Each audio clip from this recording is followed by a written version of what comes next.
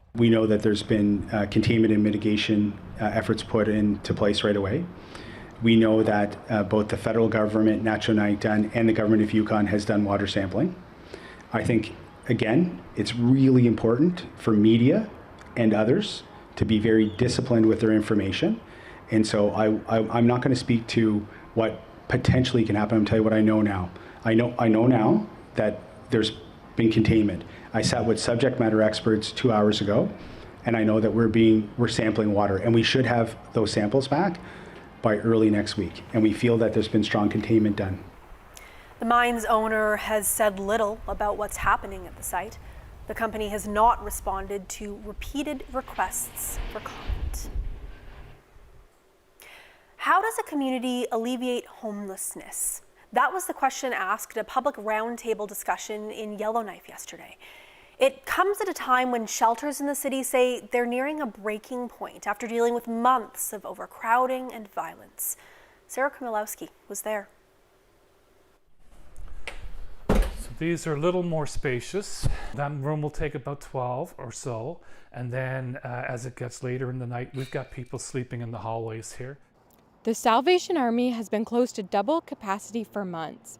Numbers at the shelter started to rise after last summer's evacuation. Some new faces and some occasional users relying on the shelter more. It's led to overcrowding and violence there, and puts unhoused people in danger. There's lots of fighting, and like a lot of people do hard drugs and stuff like that. So I don't do that. I don't even smoke weed. So there's a lot of crazy. I was trying to avoid downtown. And I just avoid a lot of people. For all the shelter providers in the room, I apologize ahead of time for what I'm about to say. Those issues were the focus of a public roundtable in Yellowknife yesterday. Service providers, business owners, and government officials were there, talking about what needs to change. Tina Wrigley wants to see more of a focus on mental illness. Everything, trauma, to dangerous school, to day school, everything that they're battling with being homeless. There's no help here. She told the group she wants to see Indigenous people with lived experience lead this work, and she thinks a treatment center is needed. The need for Indigenous-led solutions was a recurring theme at the meeting. So is the need for more housing where support workers are available. Yellowknife Mayor Rebecca Alty said she wants to see both solutions, but as to what the city can do to put them in action right now, it's limited. At least without an influx of cash. She said more funding from the territorial and federal government is needed before any change can happen, and it's something she's lobbying for. The findings of yesterday's roundtable will go into a report. It's expected to be released at the end of the summer. Sarah Kremilowski, CBC News, Yellowknife.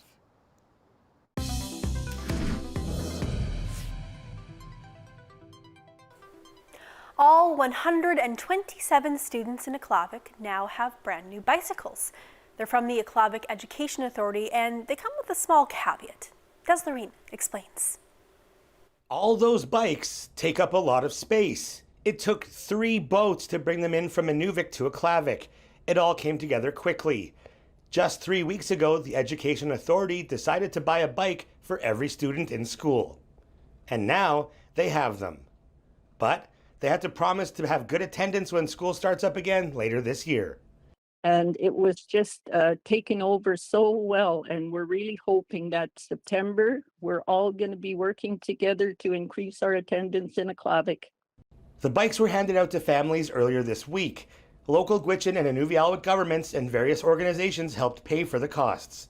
The new rides came in just in time for a special event.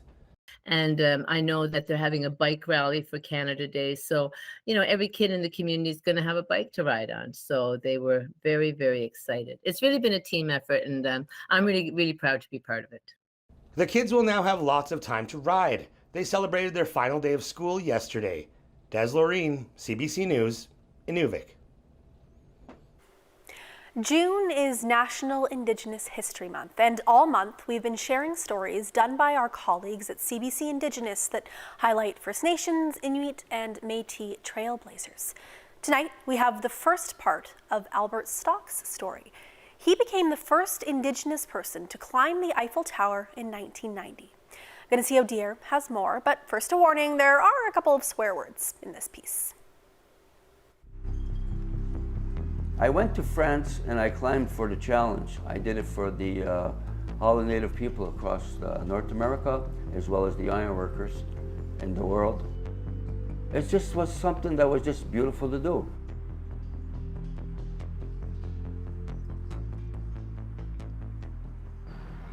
What did you know about Albert when you were growing up? Albert was like the guy who decorated his house crazy during Halloween. I had memories of him like on his roof putting up like the Halloween decorations. Yeah. And that's about it up until maybe like a few years ago where I was doing a lot of reporting on ironworkers. I actually heard about the Reebok commercial first and then saw some of the footage of the Eiffel Tower like not that long ago and was like, oh my God, this is my neighbor Albert. Are you taping all this too? Oh, okay. Can I get you to introduce yourself with your name? All right, my name's Albert Stock. I'm known to some people as Eiffel Al. I live in Ganawagi, and I'm going to be 67 next month, not long from now. First time I go away to work, I was on this 5-story job and I was connecting. And it was tough. They always say like Native Americans have an ability for heights. We have an inner sixth sense or something like that, or that we're not afraid of heights. That's bullshit. I was scared climbing up that iron and I froze. I said, look, you're either gonna stay and you're gonna work or you're gonna go home and you're gonna cry. You know, it was a choice, and I didn't want anybody to know that I was afraid. So I moved, and then after a while, the heights were gone. In the late 70s, I was working for a company in Ganawagi on the Mercier Bridge, and we were putting together scaffolds and all that, and climbing around. And I got a kick out of it. I loved it, because as a kid, we used to play on the Mercier Bridge in our town, and just to kill the day. Instead of going to caddy at the golf club, we used to climb up the piers and go chase pigeon eggs and run across the cross bracing and run along the girders. Luckily, nobody ever took a plunge.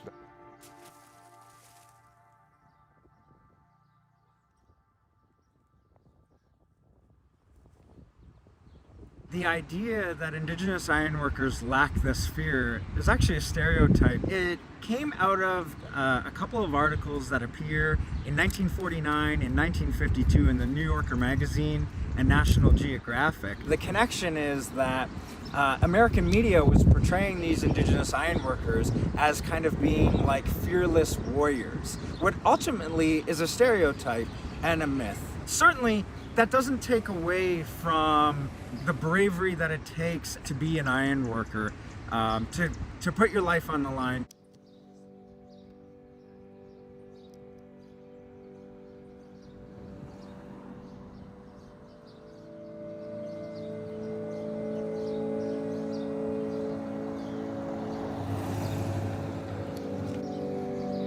Scott works the high steel in New York. The 32-year-old often finds himself suspended hundreds of feet above Manhattan's streets. Albert's a natural-born climber. So was his father and his grandfather, too. So are about 200 other Mohawks from Ganawagi. The people from French television are fascinated by this climbing talent. They featured Albert in 2 documentaries. Now they've asked him to climb this, the Eiffel Tower. I guess I'm a little nervous, too, because it's I've never really climbed that high. The highest I've ever climbed was approximately 15 floors in one shot. The Eiffel Tower is about 110 stories. Albert will climb it freestyle, no ropes, just like he climbed this railway bridge near Ganawagi. It took him only a couple of minutes to climb the bridge.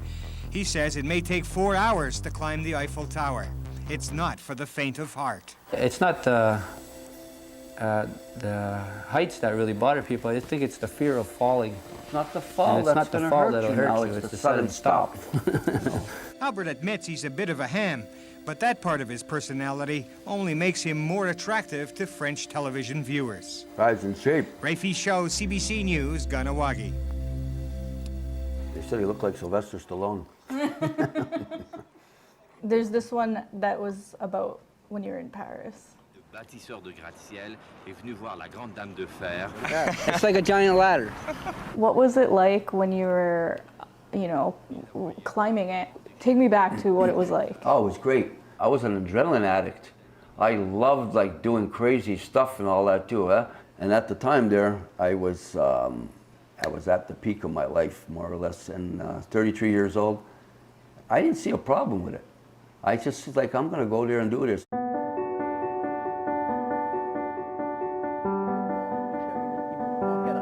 Et puis un garçon que vous connaissez bien, qui fait partie de cette tribu d'Indiens, les Kanawagés, qui semblent ignorer le vide, qui ont construit la plupart des gratte-ciels de New York et que vous avez sans doute découvert dans le magazine Ushuaïa. C'est Alberto qui I was all over it. I went all over the tower because I was just enjoying it so much, And there was times I burnt myself out and I had to take a little break. And I remember between a jump I went all the way on the other side of the tower and I was looking out and I had a croissant and a bottle of water and I was like a little dehydrated and a little hungry. I sat down inside the hole of the girder that's like this and put my feet in the other hole and my head was on top of the beam and I ate my croissant and I drank my water and I fell asleep. They were trying to flip a coin, who's gonna go over and wake me up? To because they're afraid if I woke up I was gonna roll over and fall off. And we were up about maybe, I don't know, maybe it was 500 or 600 feet at that time. I love a nap after a croissant, but I cannot imagine napping up that high. That was Albert Stock, the first Indigenous person to climb the Eiffel Tower, and we'll have the second part of his story tomorrow on Northbeat. As you saw earlier this week, the Daily Denna Council held a grand opening for its new cultural and administration building that happened last Friday. But that wasn't the only thing happening in Lower Post over the weekend.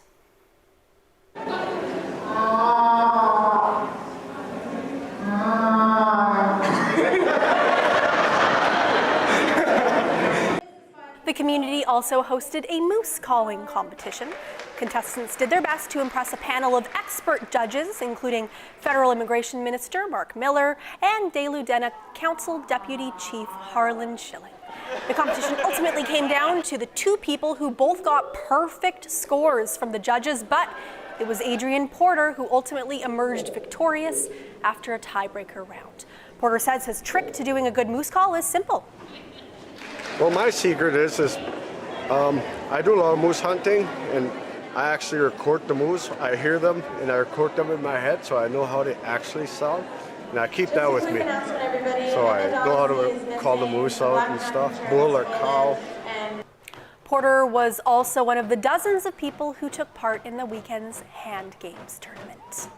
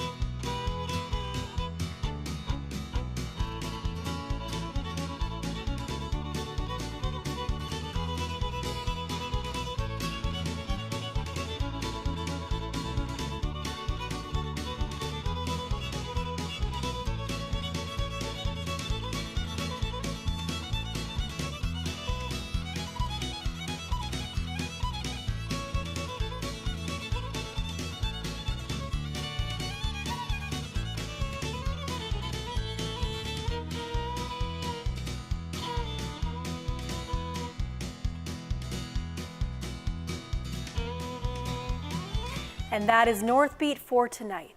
Thank you for watching. I'm Megan Roberts. Have a good night.